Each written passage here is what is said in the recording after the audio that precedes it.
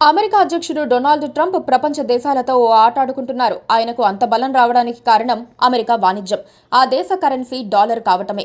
ప్రపంచ దేశాల్లో ఎవరి కరెన్సీ వారికి ఉంటుంది. కానీ ప్రపంచ కరెన్సీగా చలామణిలో ఉంది మాత్రం డాలర్. ఇప్పుడు ప్రతి దేశం విదేశీ మారక ద్రవ్యాన్ని డాలర్ల రూపంలోనే ఉంచుకుంటుంది. ఇన్ని బిలియన్ డాలర్లు ఉన్నాయని చెప్పుకుంటూ ఉంటుంది.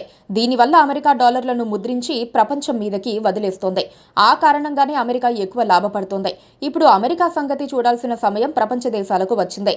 వారందరూ కలిసి డాలర్ను మెల్లగా వదిలించుకునే ప్రయత్నం చేస్తే చాలా మొత్తం అమెరికా ఆర్థిక వ్యవస్థ కుప్పకూలిపోతుంది. డాలర్కు విలువ లేకుండా పోతుంది. ప్రపంచ రిజర్వ్ కరెన్సీగా డాలర్ ఉంది. ప్రపంచ దేశాల విదేశీ రిజర్వులలో 58% డాలర్.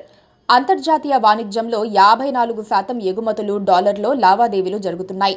దీనివల్ల ఎక్సార్బిటెంట్ ప్రివిలేజ్ అమెరికాకు లభిస్తోంది. అంటే తక్కువ వడ్డీ రేట్లతో రుణాలు తీసుకోవటం, ఆర్థిక ఆంక్షలు విధించే బలం ఉండటం చేస్తోంది. అందుకే ఇప్పుడు ఈ డాలర్ బంధం నుంచి బయటపడాలని ప్రపంచ దేశాలు ప్రయత్నిస్తున్నాయి.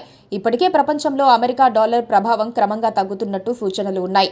2025లో డాలర్ విలువ 10% కంటే ఎక్కువ తగ్గటం, ట్రంప్ పాలసీలు, డీ-డాలరైజేషన్ ట్రెండ్లు ఈ తగ్గుదలను వేగవంతం చేస్తున్నాయి.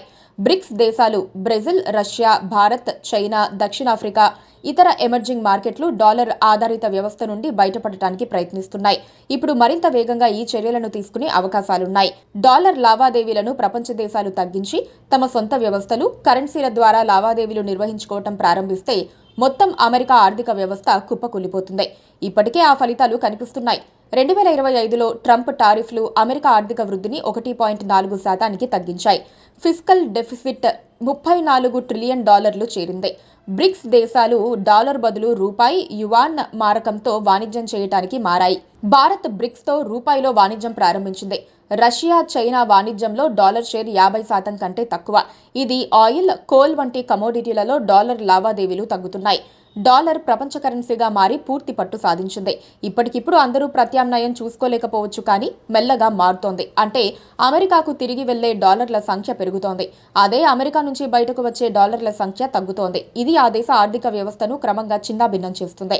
2030 తర్వాత అమెరికా పరిస్థితి, డాలర్ పరిస్థితి ఊహించడం చాలా కష్టం.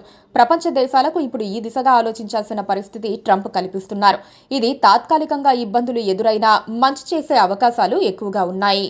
Please subscribe to KTV Telugu. KTV Telugu. KTV Telugu channel.